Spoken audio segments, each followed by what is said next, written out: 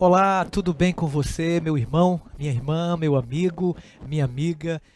Seja bem-vindo, seja bem-vinda ao nosso Nisto Cremos deste dia.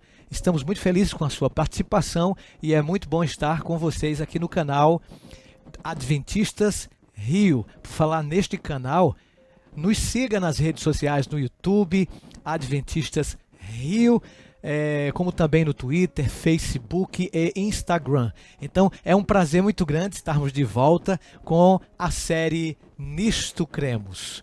Nós já estamos no 5º episódio e hoje você não perde por esperar. Vamos falar sobre o Deus Espírito Santo. Seja bem-vindo, vamos estudar juntos a palavra de Deus. Se inscreva no canal e não se esquece de ativar o sininho, porque toda vez que estivermos ao vivo, em estreia, o YouTube faz com que você seja comunicado. Que Deus te abençoe. Antes de estudarmos a palavra de Deus, como temos esse bom costume, antes de lermos, antes de aprendermos as lições contidas nesta escritura, é necessário que peçamos juntos a unção do Espírito de Deus. Vamos orar ao Senhor? Se você puder, feche seus olhos e ore comigo. Pai querido, muito obrigado, Senhor, por mais esta oportunidade que nos ofereces de estarmos estudando a Tua palavra no Nisto Cremos. Que Tu possas estar conosco, nos orientando a cada um que está nesse momento ouvindo, assistindo o programa Nisto Cremos. Dá-nos o Teu perdão, em nome de Jesus. Amém. Muito bem, vamos estudar a 5ª crença. Hoje, o Espírito Santo, o Deus Espírito Santo. Você sabe que Deus, o Espírito Santo, ele desempenhou uma parte ativa com o Pai e o Filho na criação, encarnação e redenção. Ele é uma pessoa tanto quanto o Pai e o Filho. Inspirou os escritores das Escrituras, encheu de poder a vida de Cristo. Ele atrai e convence os seres humanos e os que se mostram sensíveis, é claro, e renovados, são transformados por ele à imagem e semelhança de Deus. Então Deus, o Espírito Santo, ele nos transforma, ele nos dá poder, ele nos convence, como diz a Bíblia, do pecado, da justiça e do juízo. É esse Deus maravilhoso, que sempre tem ajudado a nós, suas criaturas, a nós, seus filhos.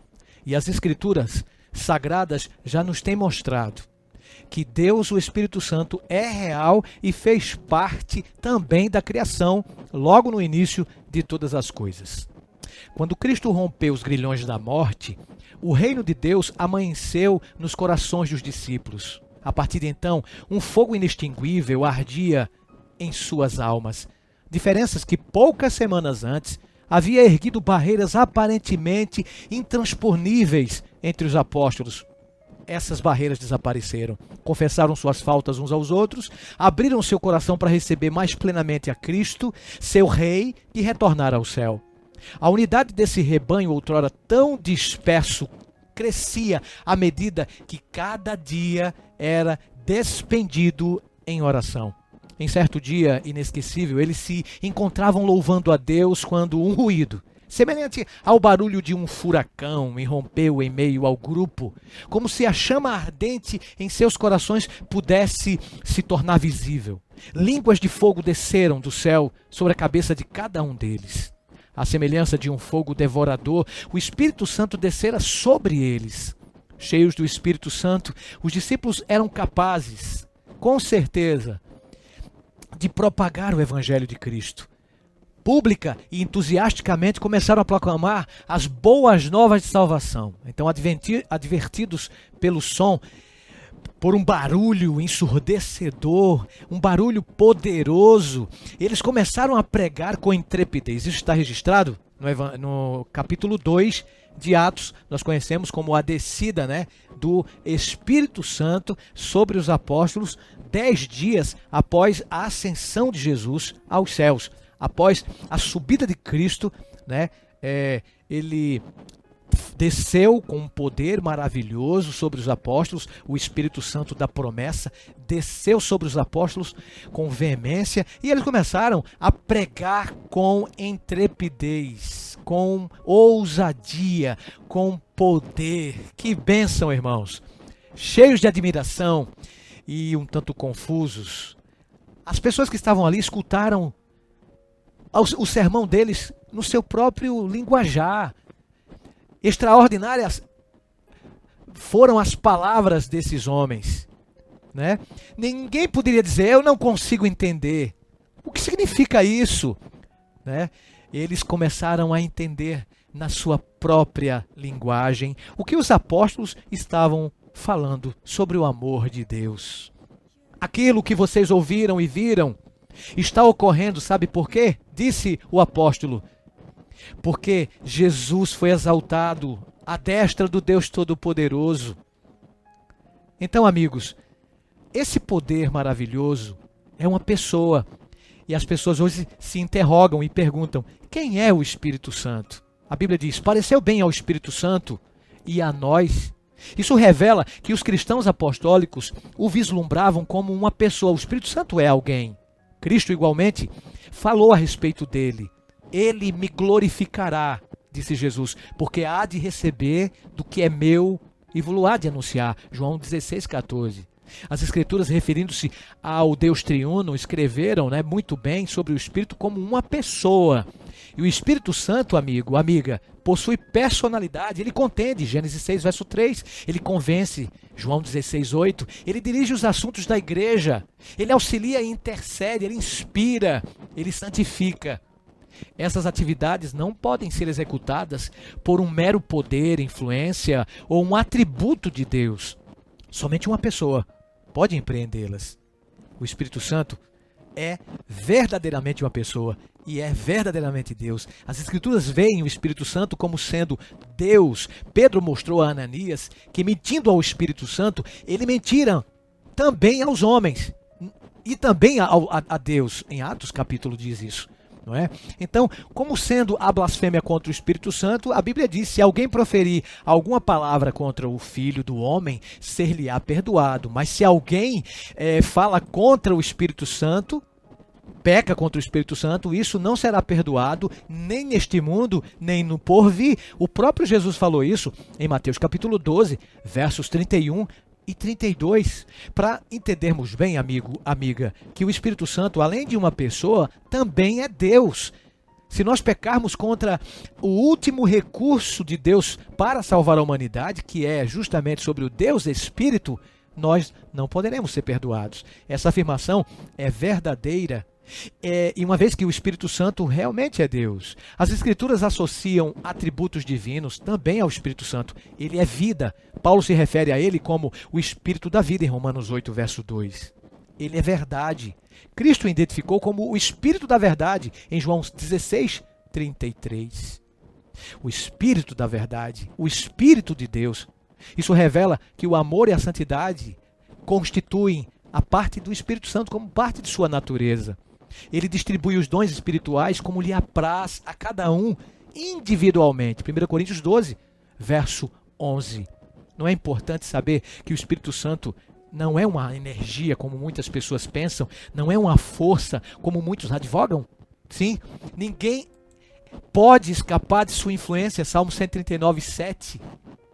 Ele é onisciente, uma vez que o Espírito a todas as coisas perscruta, até mesmo as profundezas de Deus e as coisas de Deus, ninguém as conhece, senão o Espírito Santo, amigo. 1 Coríntios 2, 11. Então, essas são as obras que o Espírito Santo efetua. Tanto a criação quanto a ressurreição o envolveram. Disse Jó, o Espírito de Deus me fez e o sopro do Todo-Poderoso me dá vida. Jó 33, verso 4. O salmista acrescenta, envias o teu Espírito e ele pode nos fortalecer e nos dar graça. Esse é o Espírito da verdade. Esse é o Espírito Deus Todo-Poderoso. Esse é o Espírito que ressuscitou a Jesus Cristo dentre os mortos e vivificará também o nosso corpo mortal por meio do seu Espírito que em vós habita. Romanos 8, verso 11.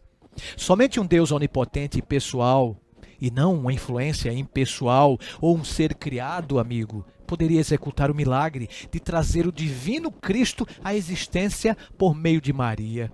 No Pentecoste, o Espírito Santo tornou o Deus homem Jesus universalmente presente a todos os recipientes que desejam e que desejarem recebê-lo.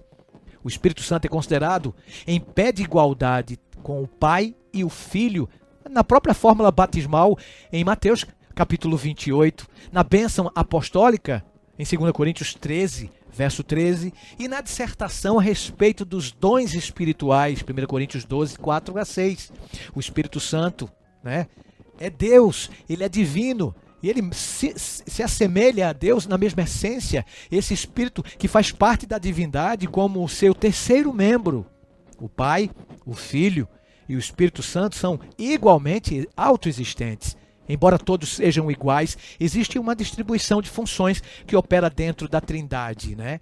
Nós estudamos isso no segundo episódio. Se você quer realmente recapitular, é só ir lá no Adventistas Rio, no YouTube, e vai no no segundo episódio, que falamos sobre a Trindade, e você vai ver que o Espírito faz parte dessa divindade, não é? Assim como o Pai, assim como o Filho, o Espírito Santo é autoexistente, ele é criador e também fez parte da criação, tá? Ele é Deus, ele é poderoso. A verdade acerca desse Espírito é melhor compreendida, querido, querida, quando vemos por meio de Jesus Cristo. Quando o Espírito vem aos crentes, ele vem como o Espírito de Cristo, ou seja, ele não vem de seu próprio direito, apresentando suas próprias credenciais. Sua atividade histórica centraliza-se na missão salvadora de Cristo.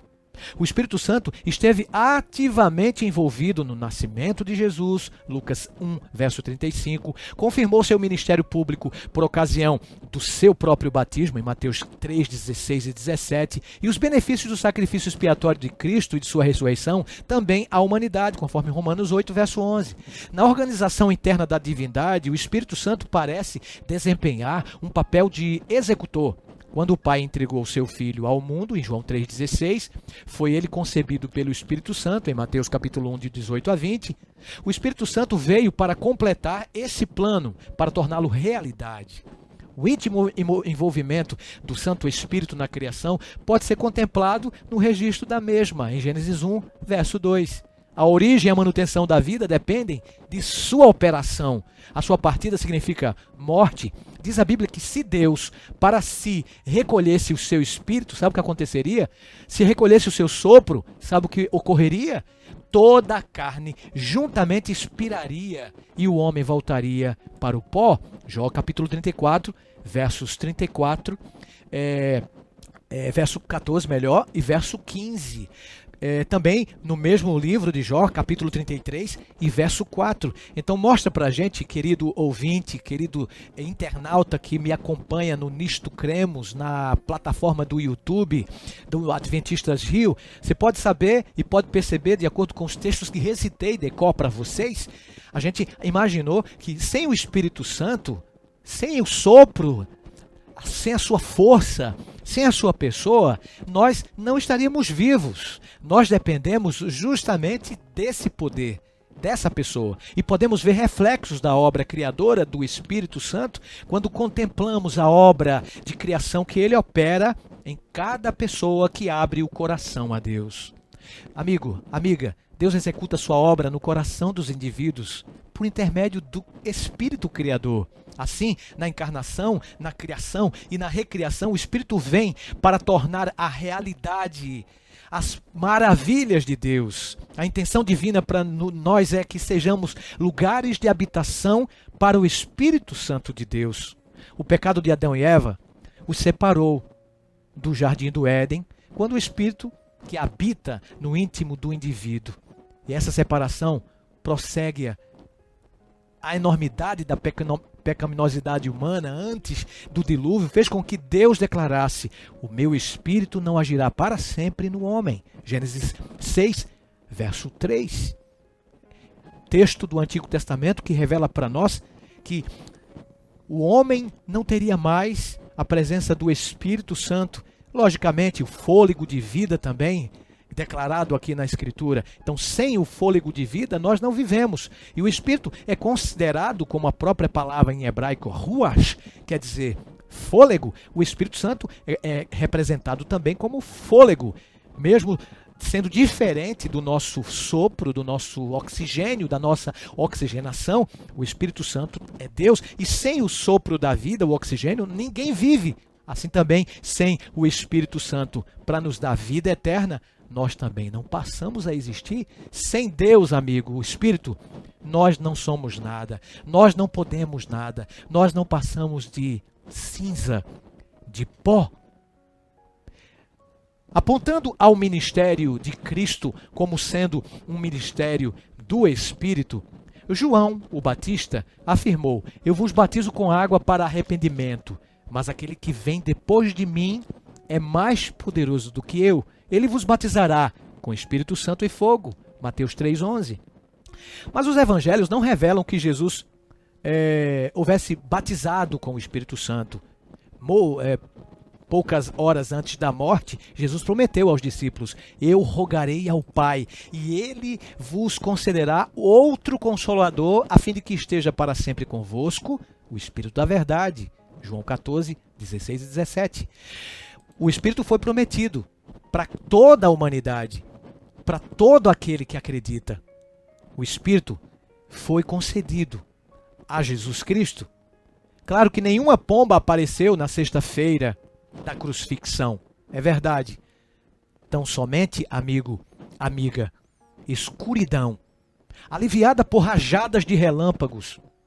Não foi senão depois de sua ressurreição que Jesus concedeu o Espírito Santo aos seus discípulos, sobre os discípulos. Ele disse: eis que vos envio sobre vós a promessa do meu Pai. Permanecei, pois, na cidade, até que do alto sejais revestidos de poder. Lucas 24. E esse poder seria recebido ao descer sobre vós o Espírito Santo, fazendo com que o testemunho dos crentes se estendesse até os confins da terra. Atos 1, verso 8. A palavra poder aqui é dunamis, da palavra dinamite, lembram? Explosão demográfica. O poder de Deus, evangelisticamente falando, seria derramado sobre os apóstolos no dia de Pentecostes, para que eles pudessem espalhar as boas novas de salvação para aquelas pessoas que estavam ali. E o Espírito Santo foi derramado no dia de Pentecostes justamente para que o Evangelho fosse espalhado com poder às criaturas debaixo do sol. E o Espírito Santo foi derramado.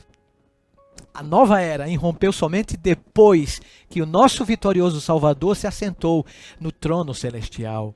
Depois de ter sido exaltado à destra de Deus, afirma o apóstolo Pedro, ele derramou o Espírito Santo, Atos 2,33, sobre os seus apóstolos, os quais, antecipando ansiosamente este evento, se achavam unânimes em oração e súplicas.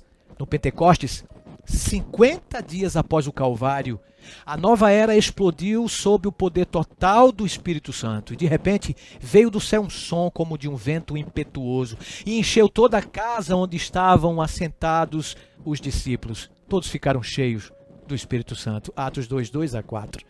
As missões de Jesus e do Espírito Santo eram, pois, totalmente interdependentes. A plenitude do Espírito Santo não poderia ser concedida a não ser depois que Jesus houvesse completado a sua missão.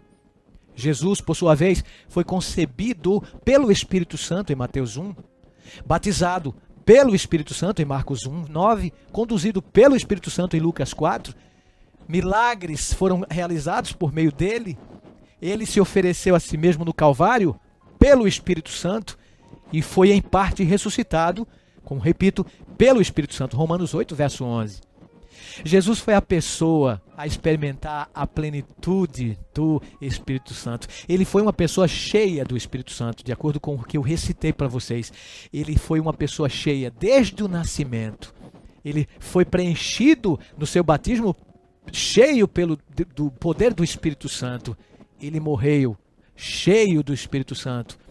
Jesus ressuscitou cheio do Espírito Santo e foi assunto ao céu cheio do Espírito Santo. e voltará com poder e grande glória, cheio do Espírito Santo. Amém? Deus seja louvado. Você também e eu podemos ser pessoas cheias do Espírito Santo. Podemos proclamar o poder de Deus com a sua presença.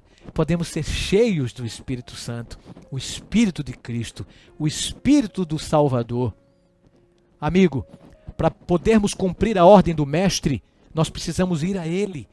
E com certeza Ele nos comissionará, nos habilitará, nos dará força, nos dará poder para propagarmos o seu Evangelho a toda criatura, cheios do seu Espírito Santo. O batismo com o Espírito Santo é chamado de a promessa do Pai, em Atos 1, verso 4. Cristo fez menção de si próprio quando disse: eu vou-lo enviarei. O Espírito Santo, em João capítulo 16, verso 7. Portanto, o Espírito Santo procede tanto do Pai quanto do Filho. E essa missão foi dada por Ele para que cada um de nós também cumpra o ide maravilhoso. Como disse Paulo, ninguém pode dizer Senhor Jesus, senão pelo Espírito Santo. 1 Coríntios 12, 3. Deus nos concede esse poder, querido, querida, do Espírito para propagar a sua verdade. Essa é a sua missão, convencer do pecado, da justiça e do juízo. João 16, verso 8. Olha o que o Espírito Santo pode fazer: convencer o ser humano do pecado, da justiça e do juízo. Lembrem-se que o Espírito Santo insiste em que todos aceitem a justiça de Cristo.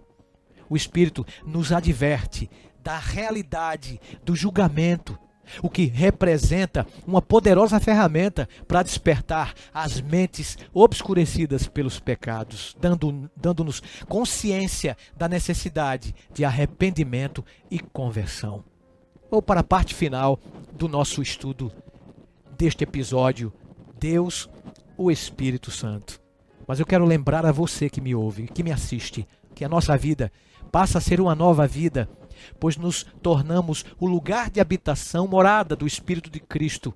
E essa sua missão em favor dos cristãos estende-se a cada um de nós como um bálsamo poderoso sobre cada vida, sobre cada pessoa, sobre cada existência.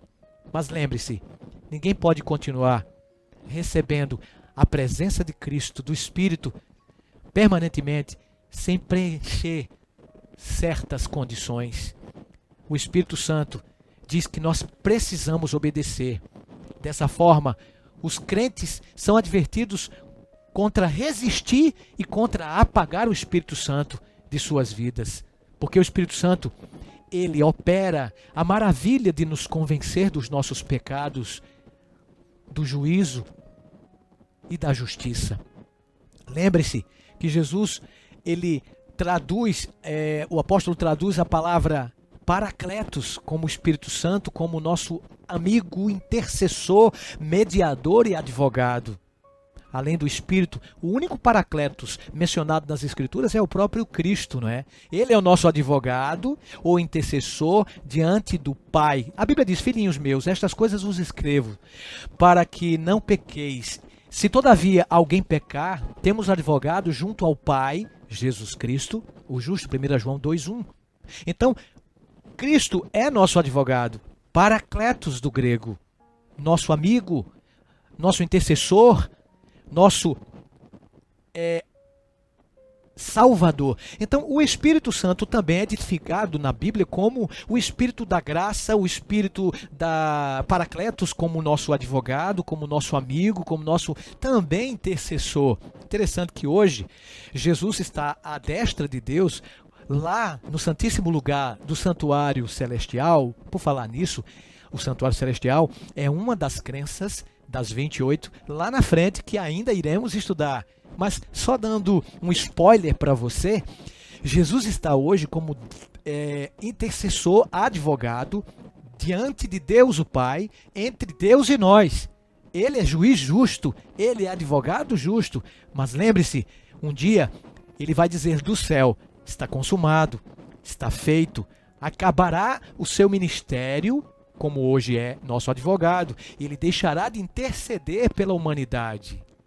E o Espírito Santo também é chamado na Bíblia, como já falei e repito, de Paracletos, porque ele é nosso advogado, sim, ele é intercessor também. Enquanto Jesus está hoje à destra de Deus como nosso advogado, intercedendo por nós diante de Deus, né? Ele está entre homens e Deus, ele é o nosso advogado. Aqui nesta terra, quem advoga por nós, quem também intercede aqui na terra por nós, é o Espírito Santo. Então o Espírito Santo é nosso advogado aqui na terra, ele é o nosso intercessor também, ele é o nosso ajudador, ele é o nosso amigo, o Espírito da verdade, de acordo com João 14, verso 6. Esse amigo, ele é o caminho também, a verdade e a vida. Ele não nos deixa órfãos, ele está conosco, porque o próprio Jesus prometeu isso em João 14, 18.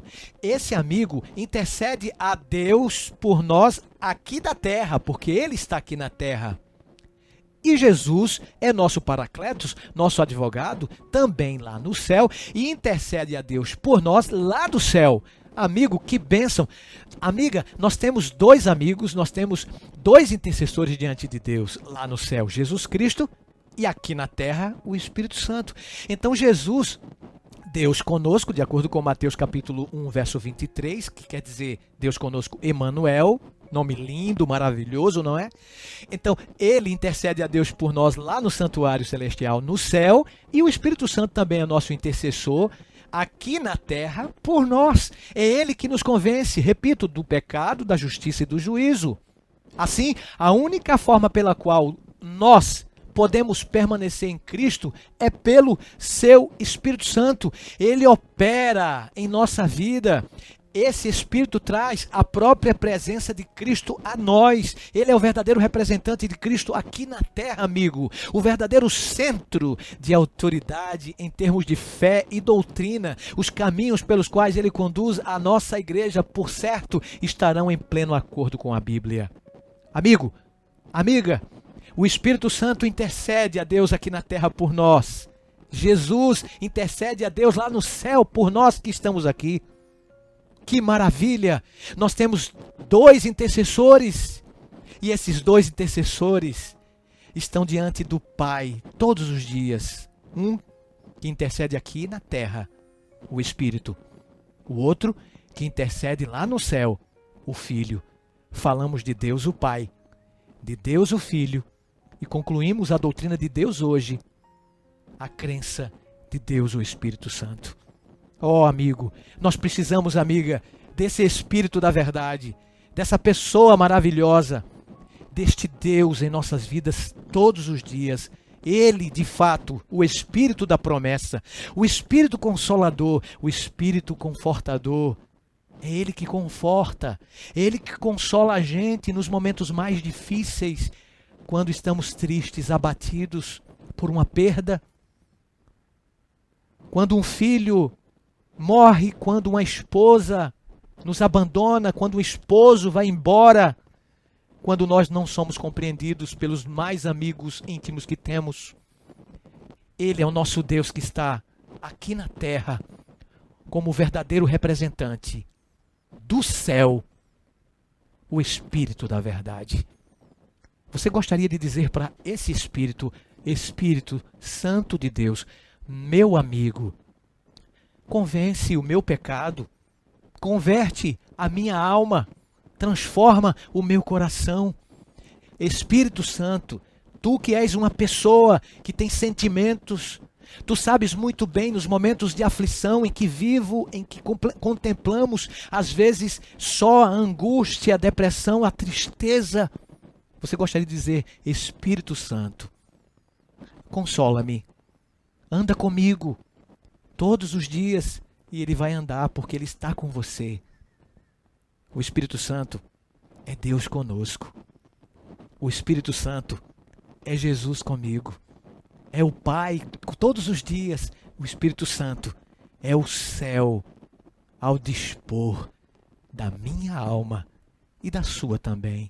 Gostaria de entregar seu coração a Deus e pedir o seu Espírito nesse momento que venha a nos capacitar, a capacitar você para a evangelização em todo o mundo, enquanto você escuta essa linda canção do grupo Orion, entregue seu coração a Jesus e receba o batismo do Espírito Santo em sua alma.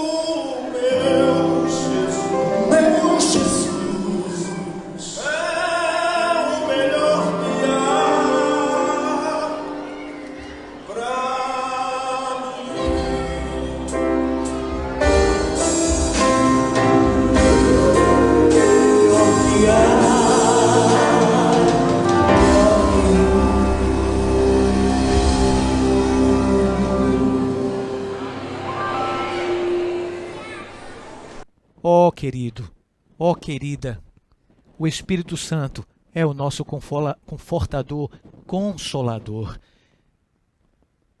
Que a graça de Cristo esteja sobre você e esse Espírito continue fortalecendo no momento em que você está vivenciando. Lembre-se, Ele é Deus, Ele é uma pessoa, Ele é o nosso advogado, o nosso confortador, o nosso redentor. Feche seus olhos e ore comigo. Pai querido, muito obrigado pelo Espírito Confortador, que nos momentos difíceis temos recebido o lenitivo, o refrigério pela Tua presença. Obrigado porque nos momentos mais cruciais de nossa vida, o Senhor está presente, e em todos os momentos, na alegria e também na tristeza, na bonança e também na escassez. O Espírito da verdade está conosco e Ele pode nos libertar dos erros que talvez venhamos a cometer. Que a Tua graça nos perdoe, Senhor, nos dê o Teu amor e nos dê a transformação que precisamos. Oramos-te agradecidos, ó Deus, pela presença do Teu Espírito em nossa vida, e o fazemos em nome de Jesus. Amém. Chegamos a um final de um capítulo do Nisto Cremos. Mas no próximo encontro teremos uma nova doutrina, uma nova crença. Você não perde por esperar. Mas não se esqueça, até o próximo encontro. Mas foi o apóstolo que disse que a graça de Jesus, o amor de Deus e a comunhão do Espírito Santo de Deus sejam com você. Até lá, amigo. Até lá, amiga. Até o nosso próximo encontro. Deus te abençoe. Tchau.